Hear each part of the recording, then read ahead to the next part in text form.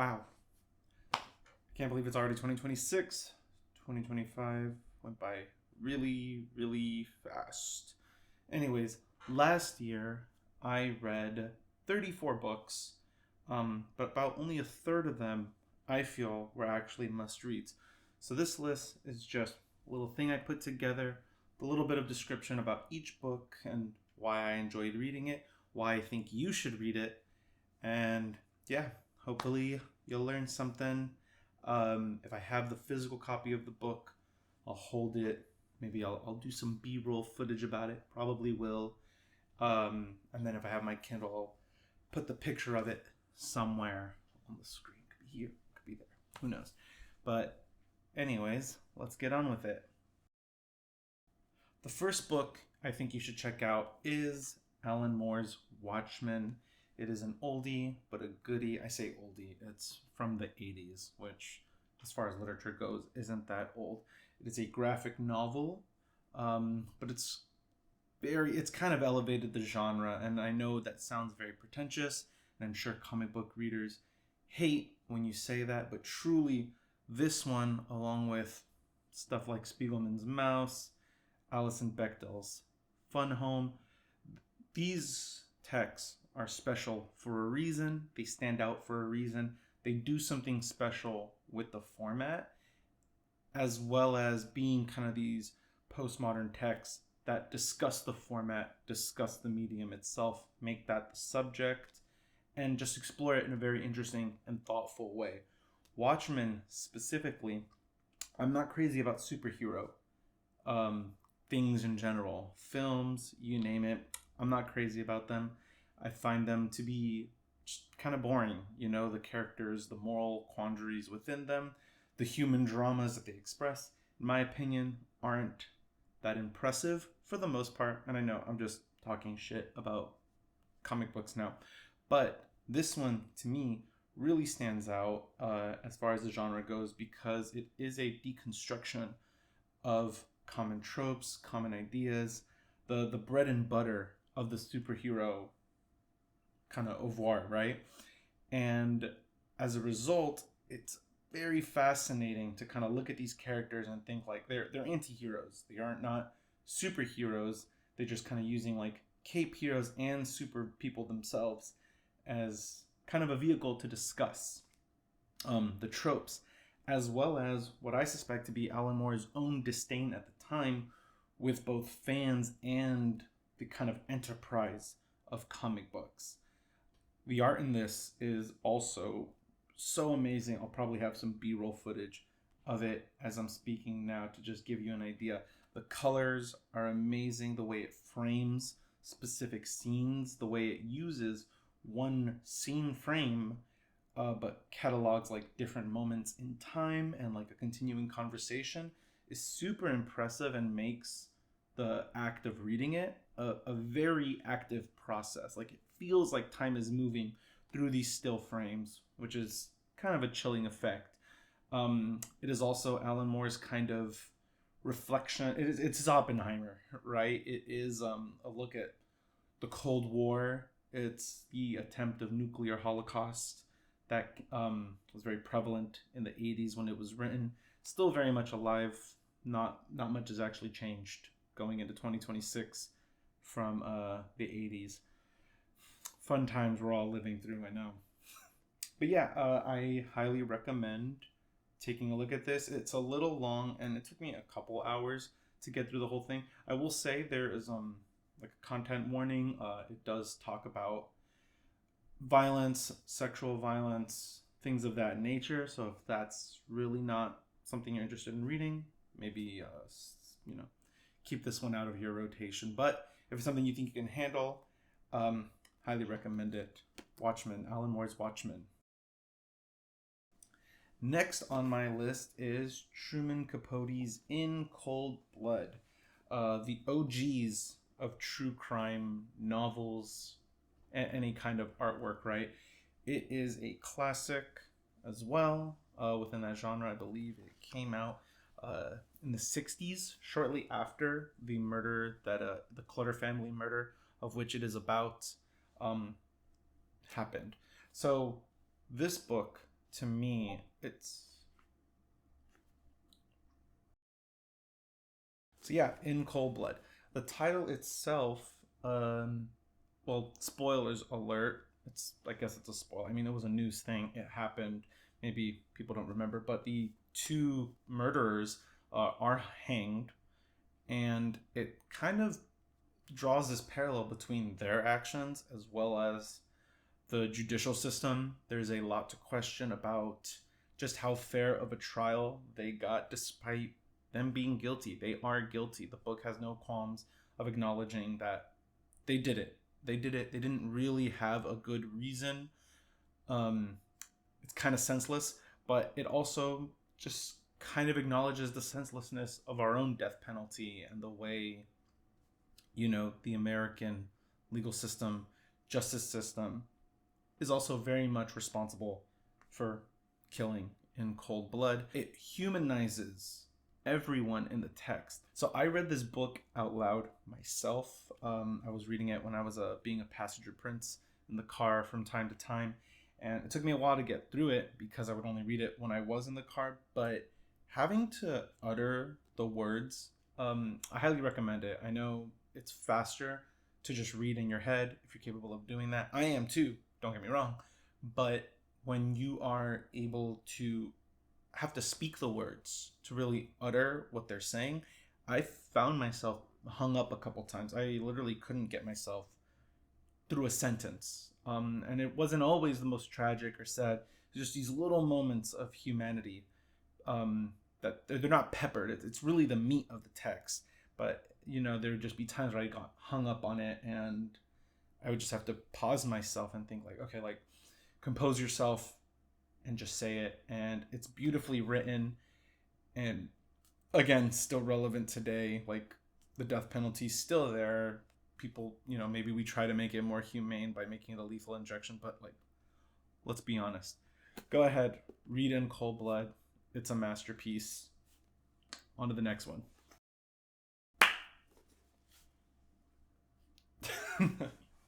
Sorry, every time I clap my hands to kind of let me know where I'm gonna be in the audio. Whenever I do it, my dog looks up at me what's going on? He might be in the frame now. Anyways, so the next book is a little fun detour. It's a romance, which I've been reading a lot more in 2026. Reading a lot of classical romance, Wuthering Heights. I'm on Sense and Sensibility. Really enjoying them now in a way that I was never able to kind of back in the day. So A Gentleman's Gentleman is a kissing book, but it's not as erotic as some other texts I have read. I've read some pretty erotic things last year. Not really my choice. Well, it is my choice. I'm the one who joined the book club. But, compared to those, this one was quite a breath of fresh air. The era that it takes place in, the time, the characters, it kind of made the whole thing feel very fresh. And it was interesting how it explored transness in the 1800s, what a character might have to do, what they might be thinking, how do they get this to work, given the social stigma, the situation.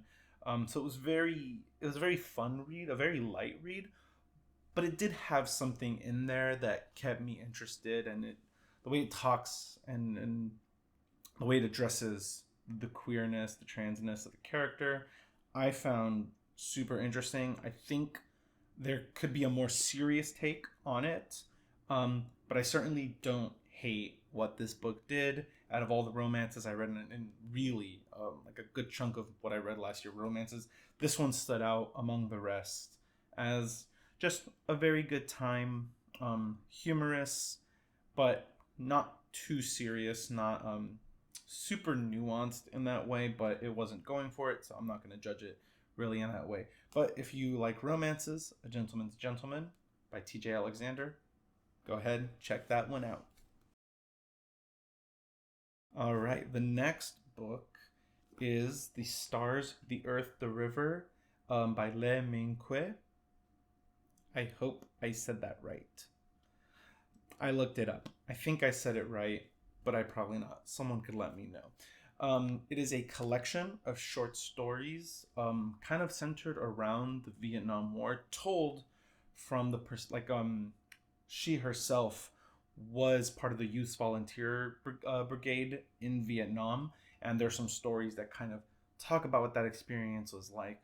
It's a very interesting collection. I found it in a used bookstore in New Orleans. That's one of the things I like to do whenever I travel. I go to a used bookstore, I go to a thrift store in whatever city I'm in, and just kind of look for a text that I'm like, this would not be in a Barnes and Noble. I don't really shop at Barnes and Noble, but it probably wouldn't be at half price either.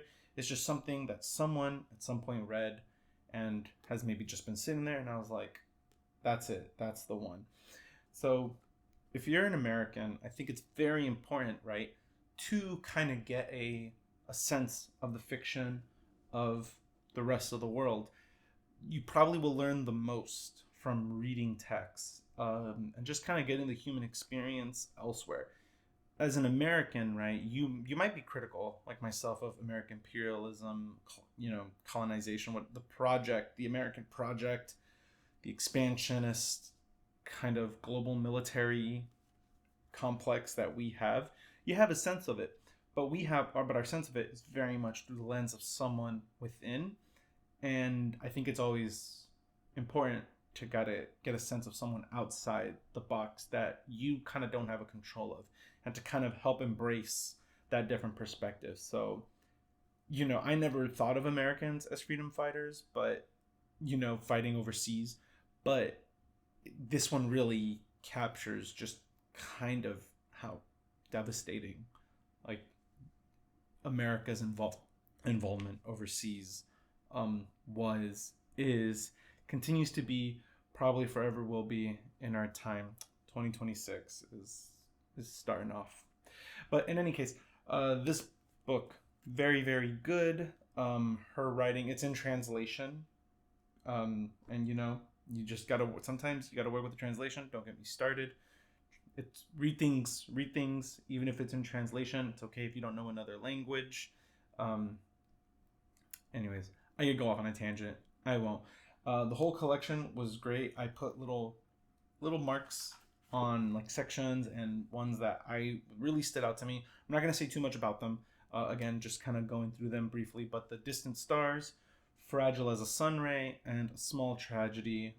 Those were ones that I remember really like sticking with me and just kind of showing me a different lens. But also, so she's very funny in that, like, it's kind of funny. It's kind of a dark humor at times. Just really fucked up relationships in some of the stories. But the way they're described is super interesting, and maybe not something you would have heard anywhere else. So, The Stars, the Earth, the River. All right, now I gotta pick up the pace. I'm meandering a lot more. I even have a script here, but I'm trying not to read it. I'm trying to look into the camera as much as I can. You can let me know if I'm doing a terrible job at that. But anyways, the next book I actually read on my Kindle, and it is Critique and Praxis by Bernard Harcourt. Probably way more relevant right now, given all that's going on. Highly recommend it. It's a deeply philosophical text. It is essentially a collection. It is a etymological kind of through line of, you guessed it, critique and praxis. It kind of breaks down those terms, how those terms have changed, and how Harcourt himself kind of tries to embody it. And it does a really good job of... So, spoilers, the sad reality is it's not really going to give you an answer about how to it doesn't give you an answer to how to live your ideology, your ethics, your morals, because at the heart of the text is the suggestion that only you watching this, can decide that. No one else can decide that but you. And I think that's a very important thing to realize. But it does frame it in the question of asking yourself, like, am I doing enough? Only you know what that means, to what end, right? Only you can say that. And it's not about living up to others' ideals, but establishing for yourself your own moral understanding and your own conviction of your own moral weight, and asking yourself, have I reflected enough? Cool, I've reflected enough. I feel confident that this is as much as I can know at this given time. now what do I do? And asking yourself, are you doing that? So it's like probably like 600-700 pages to get to that, but it is still very interesting. And I just kind of distilled it. He distills it pretty early on in the text too, for those who are eager to get to that notion. But he does also look at just other elements about our language, about our culture, that I think is interesting to interrogate, and maybe things you haven't thought of that kind of help break down the illusions. That's a big one that he talks about, illusions, the illusions of everyday life, and how disillusionment is not a one and done process, that you are constantly in the process of dissolution, and that you should always be realizing, and your realizations should tend, at some point down the line, should also come into question. So don't ever get comfortable in your knowledge and in your knowing, because the process of learning is never done.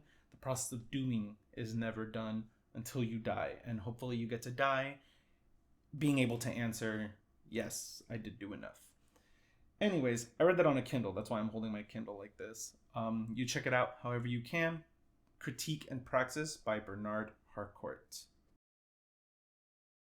So the next one is Yasunari Kawabata's The Sound of the Mountain. And this is a book I want to read when I'm in my 60s or 70s, which is getting closer and closer. I know I'm not even 30 yet, but it's getting closer and closer every second.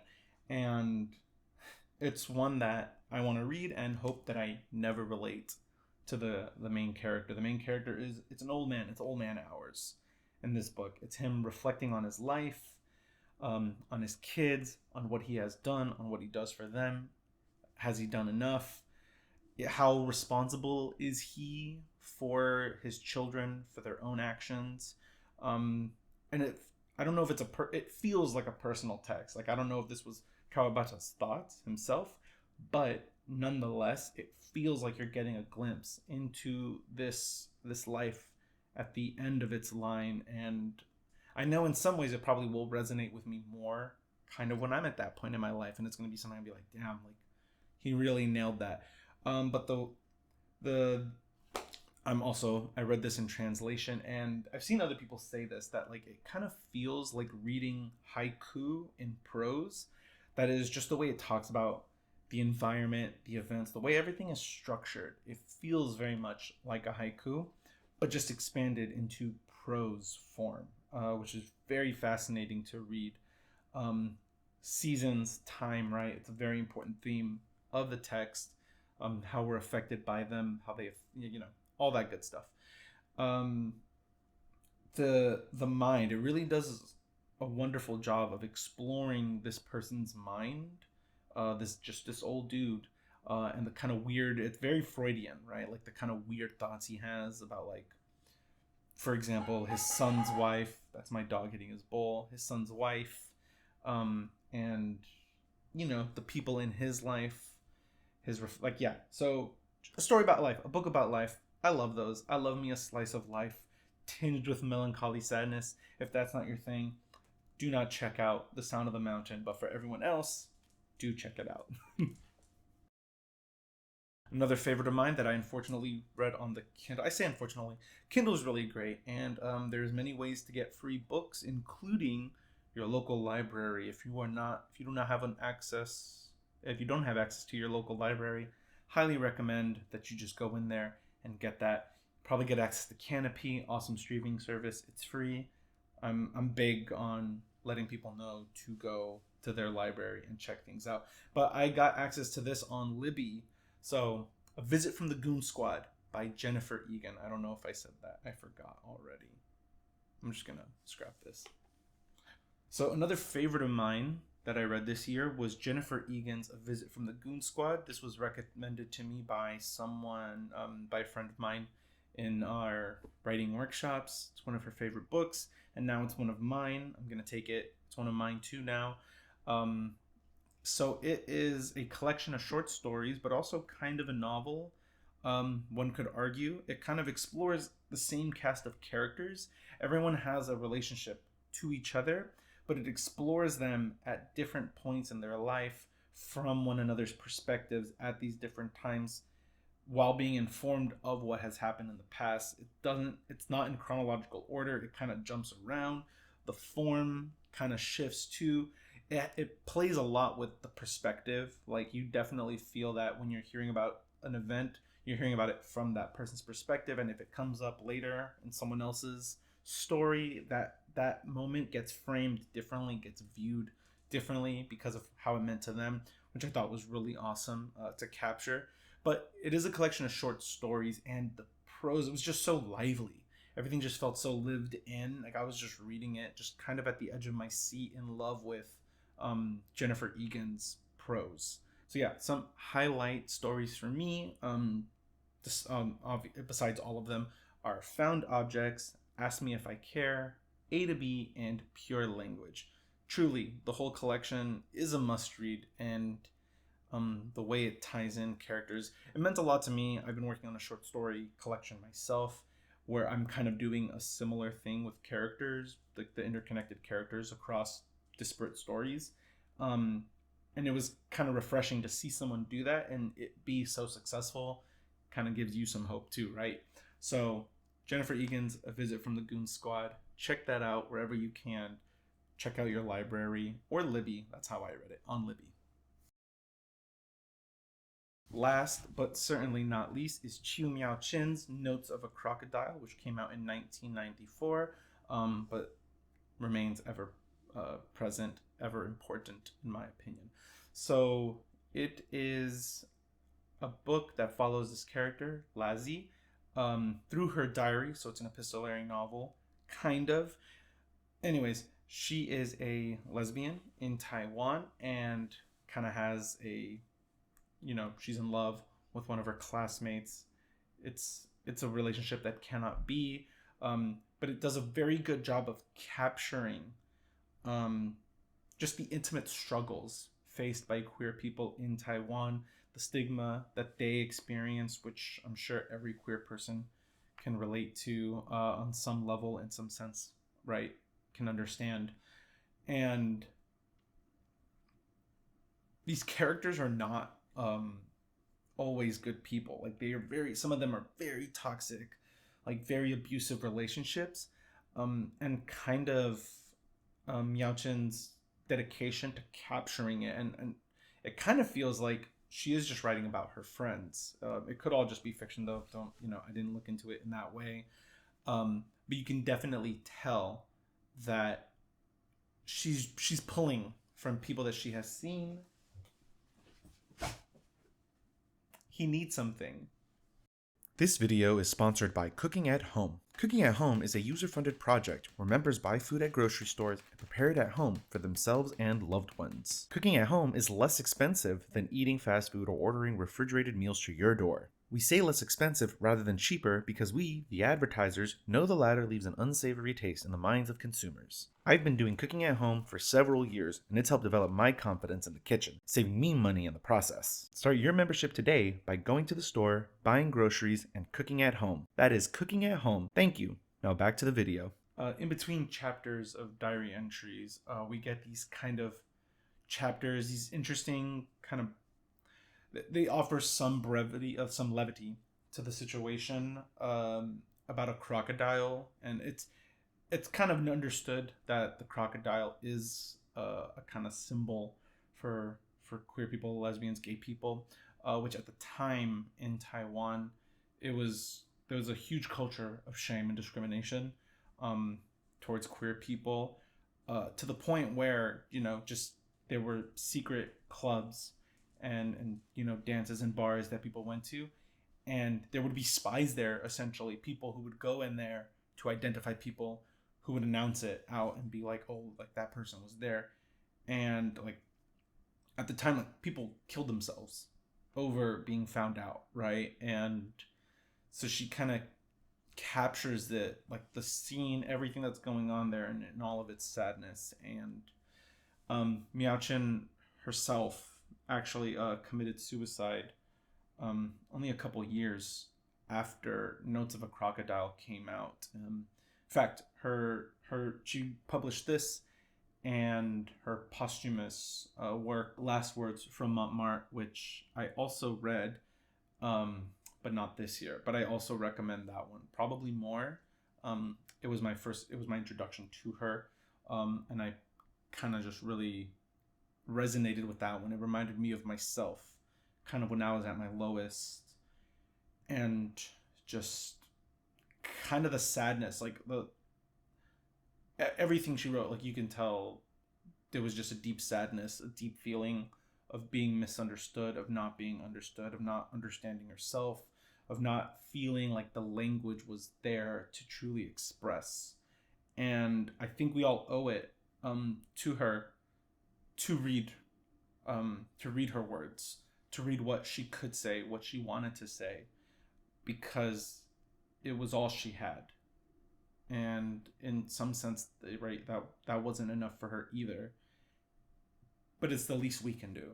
And kind of reminder, like, why it's important to be understanding, to be accepting, and to love one another, and to allow people to be themselves and to embrace them for who they are.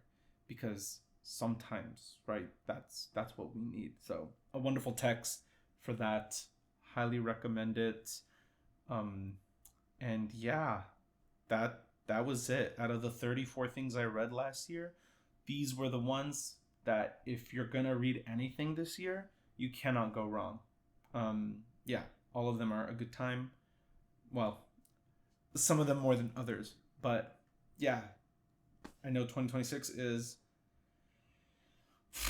it's starting, how it's starting, and I don't believe in reading fiction to run away, to escape. I know some people do. If that's your thing, cool. It's not mine.